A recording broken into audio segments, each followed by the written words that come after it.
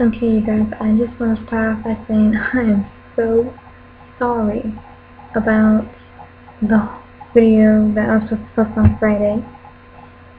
I made it, I swear I did, but I was at my friend's house and for some reason her internet was being crappy and wouldn't let me upload to YouTube. So my video was about stereotypical neighbors. And I know I'll talk about it anyways, so I'm gonna redo it. Okay.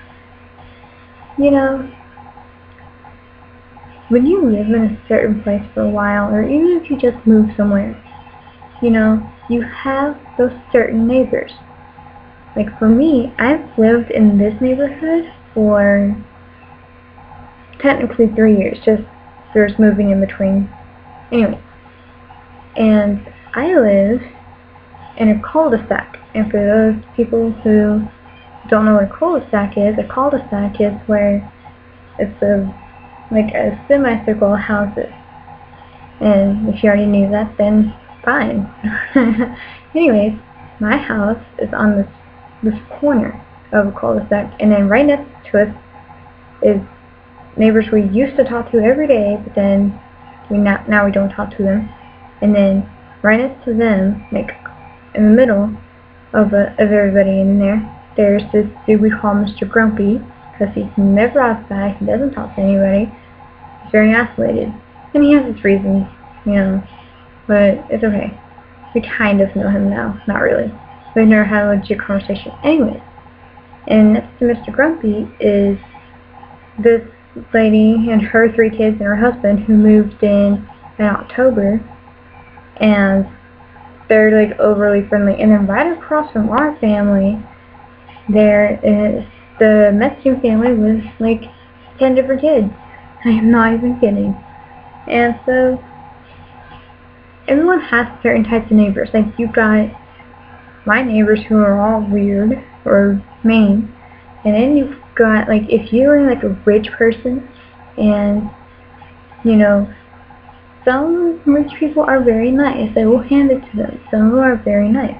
But then there's, okay, let's pretend you're the nice one who lives in this giant 3-story mansion with your parents who may work a lot, and you're probably the only child.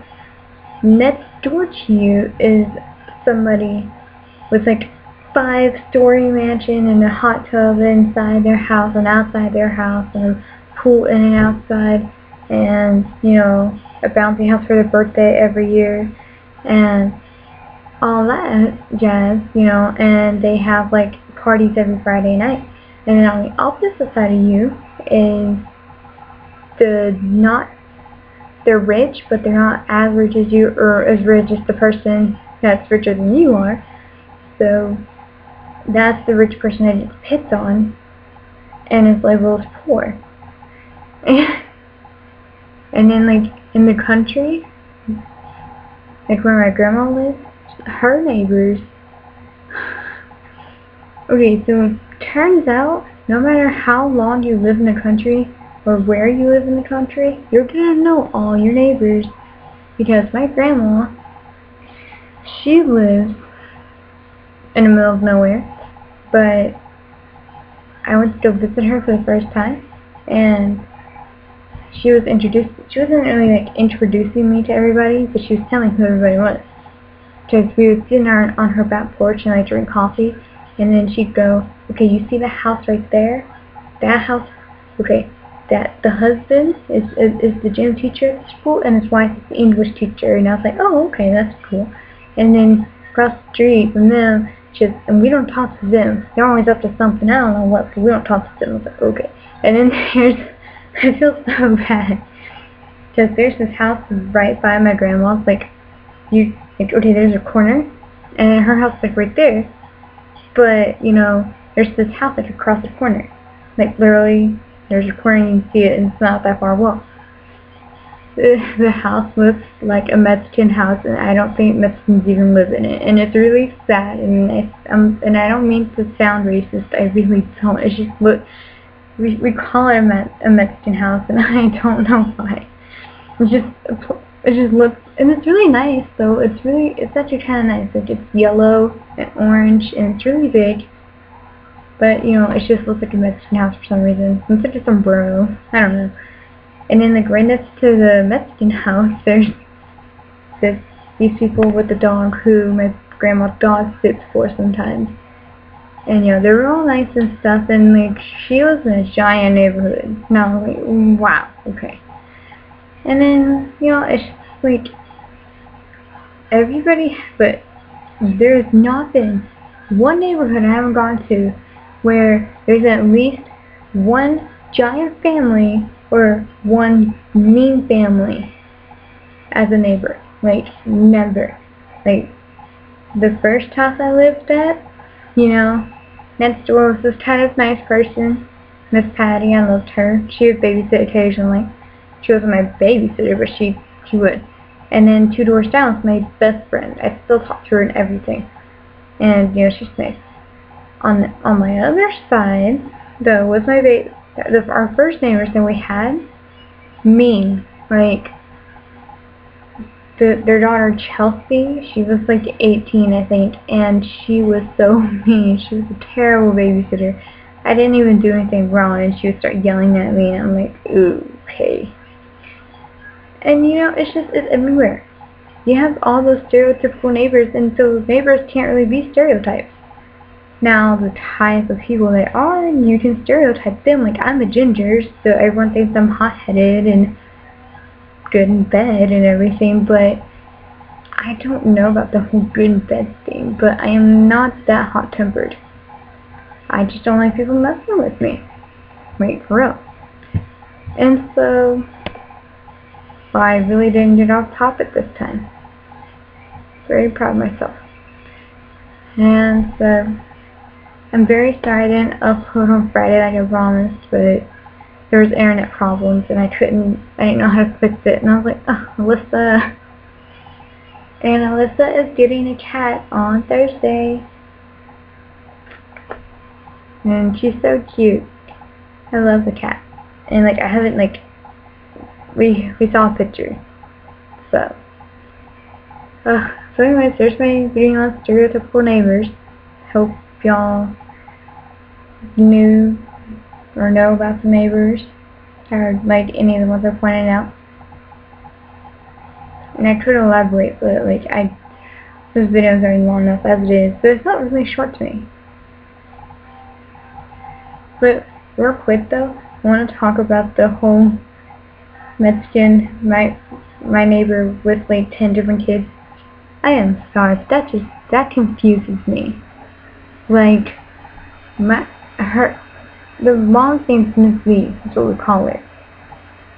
She doesn't really get out a lot, but her husband, Jose, he works a lot. Like, he's never there, so somehow she manages to take care of, let's see, there's Mia, who's the oldest, she's like 11, and then there's Bobito, who's like 8, or something like that.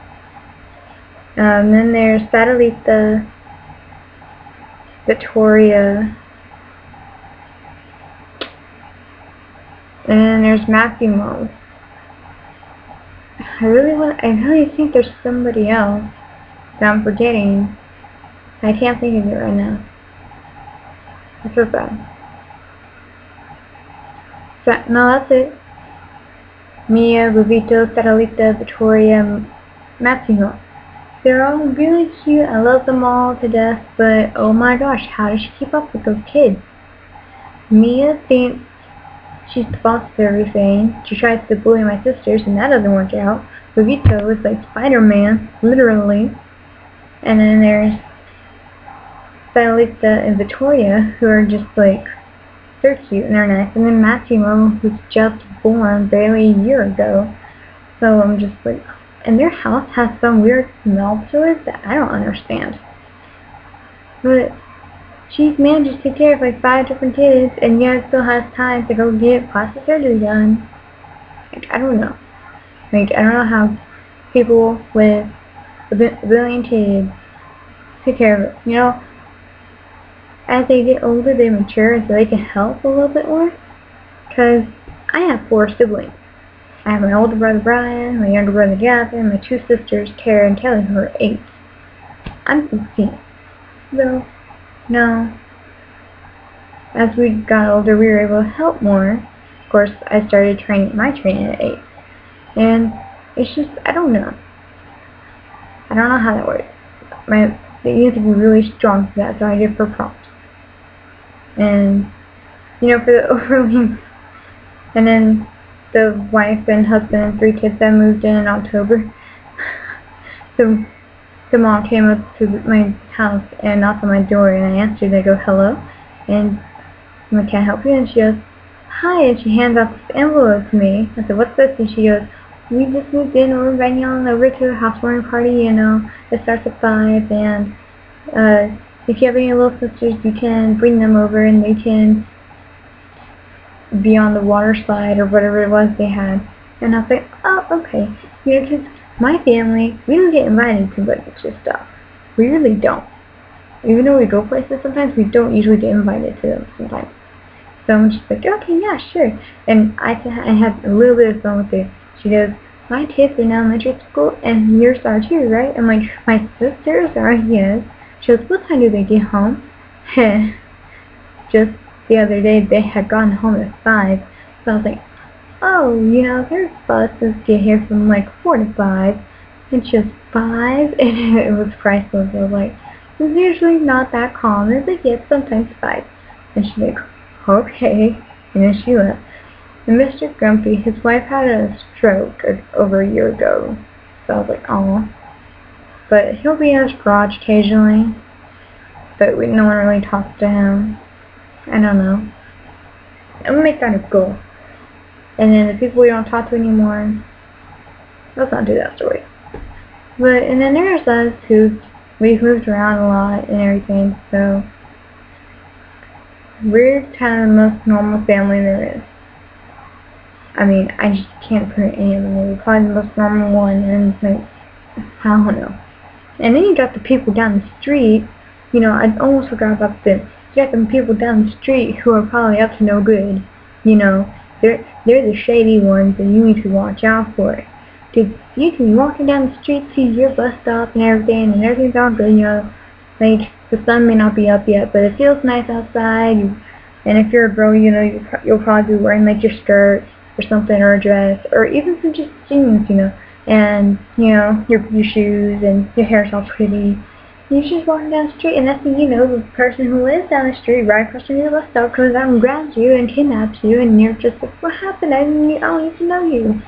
And, you know, like, you don't know that. And then for guys, you know, if they're walking down to their bus stop, you know, because they don't have their license yet, you know, they're walking all along, going, oh yeah, I'm too cool for school, you know. I can't do a guy impression, and I probably look stupid, but anyways, you get my point. They're just walking down and going, man, I don't want to go to school, and da-da-da-da. And then someone tries to mess with them, they just go, boom, and you know. Hello?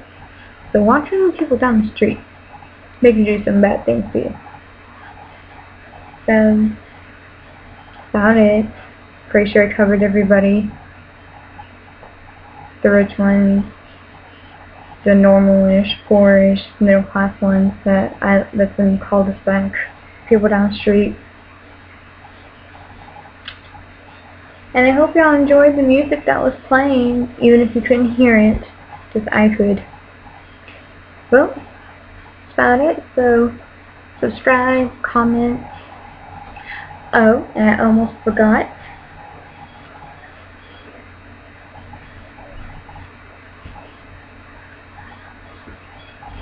One of my subscribers wanted me to show the bottom of my feet. And so I said, okay. So, there we go. Bye.